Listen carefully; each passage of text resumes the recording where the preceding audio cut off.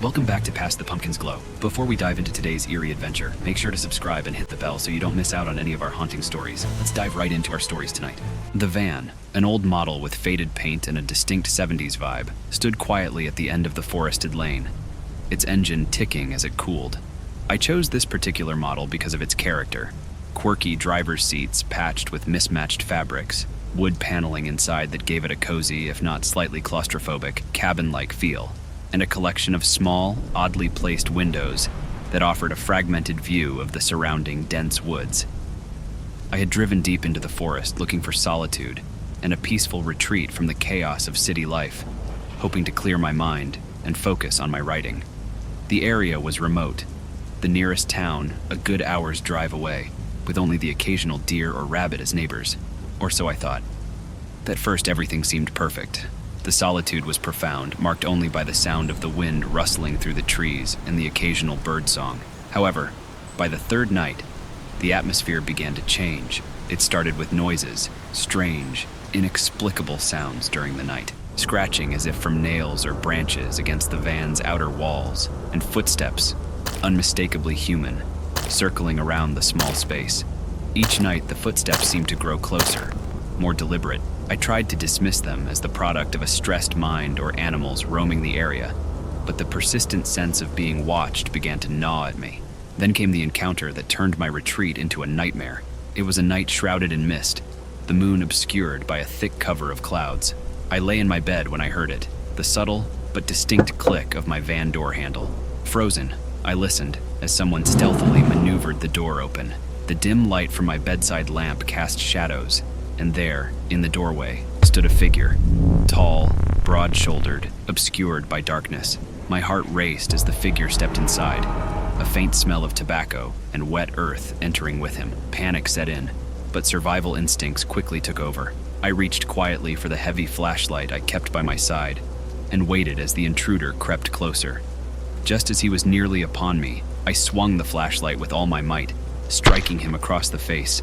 He staggered back, howling in pain, and I seized the moment to sprint past him, out into the night. The forest was dark and unwelcoming, branches whipping against me as I ran without direction, driven by pure fear. Behind me, I could hear the man recovering and giving chase. I pushed myself harder, stumbling through underbrush and over roots, my breaths coming in ragged gasps. Eventually, I saw lights, distant but definitely human-made. I headed toward them, emerging onto a road where, by some stroke of luck, a late-night driver stopped and, seeing my distress, called the police. The man was found lurking near my van by the officers who responded. He was a known criminal, wanted for a series of burglaries and assaults in nearby towns. I had stumbled into his hunting grounds, a place he likely considered his territory, which explained his bold intrusion into my van. The aftermath left me shaken but resolute. As I sat in a local diner waiting for dawn, I reflected on the terrifying events. The solitude I had sought in the woods had been an illusion, a temporary escape from reality that nearly cost me my life. I was safe for now, but the peace I had hoped to find seemed more elusive than ever. My mind buzzed with lingering questions. What if I had ignored those initial signs? What if I hadn't fought back? The answers were unclear, much like the mist that had settled over the woods that night, and I knew the shadows of this experience would linger long after my return to the city.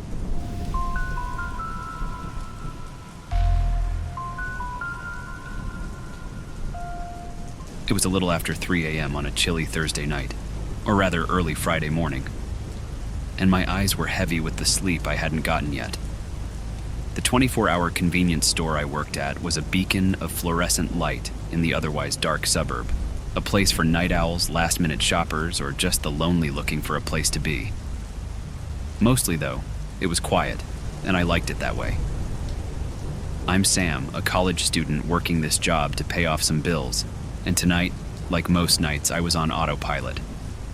Restocking shelves, cleaning up a spilled drink now and then, and counting down the hours until I could head home. The job was monotonous but simple, and it gave me a lot of time to think. Around 3:15 a.m., the automatic doors slid open with a whoosh, pulling me out of my reverie. A man walked in, his coat zipped up to his chin and his hat pulled low over his eyes. It wasn't unusual for people to come in dressed against the early morning chill. but something about him felt off. He didn't grab a basket or a cart. He didn't head for any of the aisles. Instead, he just started pacing.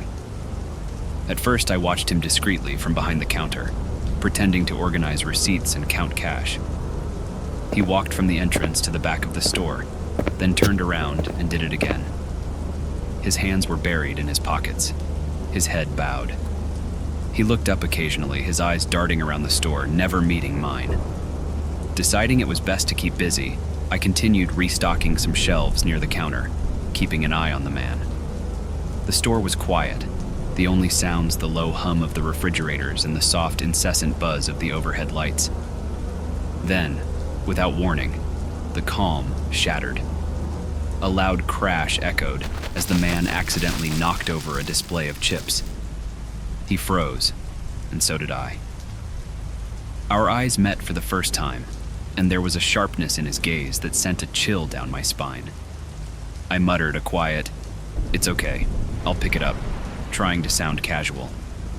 But the tension in the air had thickened, and his next move felt uncertain. Instead of apologizing or offering to help, the man continued his pacing, now with a quickened step and a glance over his shoulder every few seconds. His behavior was erratic, and a knot of anxiety formed in my stomach. I picked up my phone, texted my coworker asking if they'd ever dealt with customers like this, but there was no response. The minutes dragged on, and then, suddenly, the man stopped pacing. He stood still, looking directly at me, his face unreadable. The store felt colder, or maybe it was just my nerves. My hand moved slowly to the phone again, this time to dial 911, but before I could, he was moving towards the door, fast. He paused at the entrance, turned to look at me once more, and then he was gone, the doors closing behind him with the same whoosh with which they'd opened. I stood frozen behind the counter, trying to calm my racing heart, wondering if I should still call the police. It took me a few minutes to gather myself and start cleaning up the mess he'd left. I checked the store's security cameras, making sure he hadn't done anything else on his bizarre visit. The rest of my shift passed without incident, but the image of his intense, sharp gaze stayed with me. As dawn broke and my replacement came in, I told them about the strange visitor. They joked that maybe he was just a ghost haunting the store, looking for his favorite snacks. I laughed, but it was a hollow sound. I knew I'd spend the next few nights looking over my shoulder, wondering if he'd come back and what he really wanted. Maybe it was nothing, or maybe I'd narrowly avoided something far worse. Either way, the night shift had lost its quiet charm.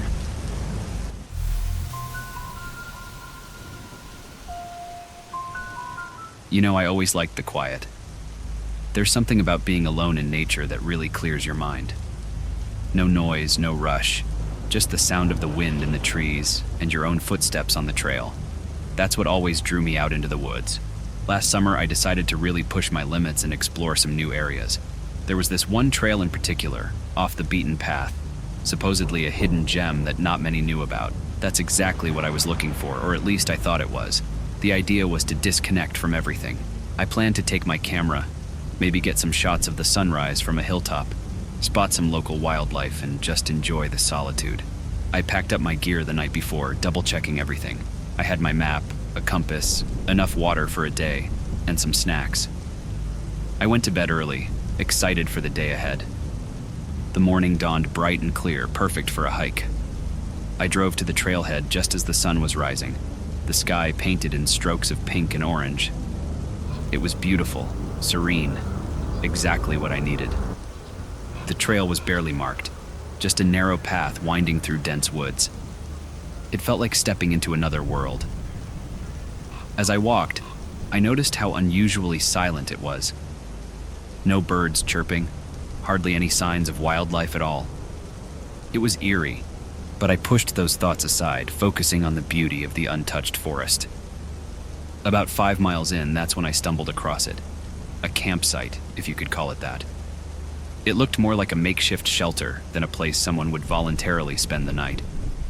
The site was a mess, old ropes tied tightly around nearby trees, rusty chains mixed with broken branches, and tarps that had been thrown over a rough frame. giving it the appearance of a dilapidated tent. The ground was scattered with debris, food cans, water bottles, even some torn pages that seemed to have been ripped from a notebook. Flies buzzed lazily around the remnants of meals past. The whole scene was unsettling, as if whoever had been there was in a hurry to leave or hadn't left by choice. I took photos with my phone, the gravity of the situation setting in. My hands shook as I dialed the police to report what I'd found. Then I left quickly, the sense of being watched creeping up my spine. The silence of the forest now felt oppressive, as if every tree were a silent witness to something terrible. I hurried back along the path, the rustle of leaves underfoot sounding like whispers in the quiet. Returning to my car, I couldn't shake off the chill that had settled over me. At home, I called the police, gave them every detail I could remember. They seemed interested and promised to send someone to check it out. But when I followed up, they hadn't found much. They confirmed the location, but reported it looked old, like it hadn't been used in weeks. No signs of recent activity, they said, as if the wind had swept away any proof that someone might have been in trouble there. I couldn't let it go. The images were burned into my mind. The ropes, the chains, the isolation. It all felt too sinister to be a simple campsite. I started losing sleep, haunted by the thought of what might have happened there. Every little sound at night made me jump. I began double-checking my locks, installing a new security light outside, even considering getting a dog for protection. It was like a shadow had followed me home from those woods, lurking just out of sight. The police seemed to think it was nothing, but the fear gnawed at me. I found myself staring out the window at night, searching the shadows for signs of movement. The forest had always been my refuge, but now it felt like a threatening presence lurking just beyond the edge of town. After the police brushed off my concerns, I started noticing things around my house. It began with small disturbances. Footprints in the dew on my lawn, scratches on the back door, like someone had been prying at it. My trash was rummaged through, bags torn open, contents strewn about. Then one night, as I was washing dishes, I saw it. A figure, just beyond the reach of the porch light, watching. I ran outside, but they had vanished into the night. After that, I couldn't shake the feeling of eyes on me, always watching. I installed cameras around my property, but they never caught anything more than raccoons and the odd stray cat. Friends told me it was probably just wildlife or kids messing around, but I couldn't convince myself of that. I felt targeted, as if the person from the campsite had marked me somehow. The subtle signs of intrusion became more frequent. My mailbox left open, a strange car parked down the street for hours. My nerves were shot.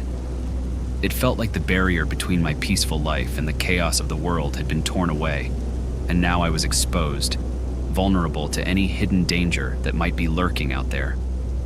This unease led me back to the trail. I needed answers. I couldn't just sit at home jumping at shadows.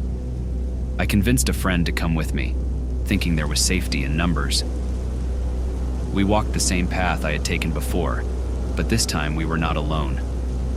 I could feel eyes on us, tracking our every move. Just as we were about to turn back, a figure emerged from behind a tree. A man, ragged and wild-looking, with frantic eyes. He ran before we could speak to him, disappearing into the thicket. We gave chase, adrenaline pumping, but he slipped away. Couldn't have been more than a glimpse. But there, in the mud where he'd been hiding, was this old waterlogged notebook. Names, dates, some notes that didn't make much sense, like a diary or a log. It sent chills down my spine. Who was he? Was he in danger, or was he the danger? The notebook was filled with disjointed thoughts, passages that seemed to be half delusions, half desperate cries for help. There were references to being watched, to running, to hiding. It painted a picture of paranoia and fear that mirrored my own. And the more I read, the more I realized that this wasn't just some hermit living off the grid. There was something deeply wrong here. And now it was reaching into my life. Things escalated quickly after that. Late one evening, I heard noises outside. I grabbed my flashlight and went to investigate. There he was, the same man from the woods, trying to break into my shed. His appearance was disheveled, his eyes wild with fear or maybe madness. I shouted at him and he bolted just as the police arrived. They chased him into the woods but didn't catch him. They speculated he might be living off the grid, perhaps involved in some criminal activities, or maybe he was just a hermit. But nothing they said could explain the eerie feeling that he had been watching me, studying my habits, learning my routines. The confrontation left me rattled. I was no longer just a casual observer of this mystery. I had become a part of it. The boundaries of my once secure life were now blurred, and I felt like I was standing on the edge of a precipice, peering into the dark unknown. That night changed everything for me. The constant fear of being watched became too much to handle. I couldn't stay in that house knowing he might return. I sold my property and moved into a more populated area where I could feel safer. But even now, I avoid hiking alone. I stick to well-traveled paths where there are always people around. The solitude I once cherished now seems fraught with danger, a luxury I can no longer afford. I miss the peace of those quiet mornings in the woods, but the fear of what might be hiding just out of sight is too great a price to pay. The move was supposed to help, to give me back some sense of normalcy, but the truth is, the fear has burrowed too deep. It taints every shadow, every unexpected sound. I've invested in better security, tried to convince myself that I'm safe, but the anxiety lingers, a constant low thrum in the back of my mind. And that's why I don't go out alone anymore. Sure, the parks are busier, less peaceful, but there's safety in numbers. I learned the hard way that the woods are not just full of wildlife. They can hide people too, people who may not want to be found. Every snap of a twig, every rustle of leaves, maybe it's just the wind, or maybe it's not. But I'm not taking any chances. That feeling of being watched, of being followed, it's something I never want to experience again. It's made me rethink everything I thought I knew about being alone in the great outdoors. The world is more complicated, more dangerous than I ever imagined. Now, I'm more cautious, always aware of my surroundings, always looking over my shoulder. It's a heavy way to live, but until the memories fade, until I can be sure that the threat is truly gone, it's the only way I know how to be.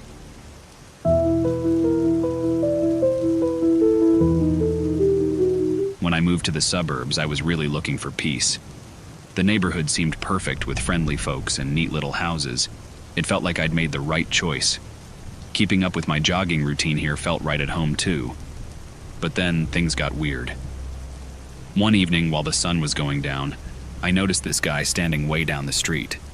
He was just staring my way and didn't wave back when I tried to greet him. Gave me the creeps, but I tried to brush it off as nothing. As the weeks went by, this guy kept showing up, always just watching me. At first it was from far away, but then he started getting closer to my house. It got to the point where I'd see him just across the street, watching me come and go. That really started to freak me out. One night, I got enough courage to try and talk to him. I thought if I confronted him, he might stop, but he just disappeared into the shadows like some sort of ghost as soon as I got close. That scared me even more. It didn't stop there. He began following me when I went out for my runs. No matter how I changed my route, he was always a few steps behind. It got so bad, I stopped running in the evenings altogether and tried to stay around more crowded places during the day. One night, I changed my jogging path last minute and saw him again. Panic kicked in, and I ran to a friend's house nearby. We called the cops, but he was gone by the time they showed up. That didn't make me feel any safer, though. I decided to do something about it. I put up security cameras around my house and got some better lights outside. I even talked to an old friend who became a detective to see if he could help. He suggested setting up a sting operation to catch this guy. We planned it out, and I went jogging like usual, but this time the cops were ready and waiting. It worked. They caught him, and I finally got some answers when they questioned him. Turns out he's a regular guy who lives not too far away. He's got a wife and kids, which made me feel even weirder about the whole thing. He told the cops he saw me at some event a while back and just couldn't stop thinking about me after that. I don't know why he chose me, but it really messed up his life and his family's life too. Thanks for tuning in to Past the Pumpkins Glow. If you found yourself on the edge of your seat, make sure to like, subscribe, and click the bell so you won't miss any of our chilling tales. Dare to share your own spooky experiences in the comments below. Who knows, your story might just be our next creepy highlight. Until next time, keep the lights on and the spirits at bay. Sleep tight.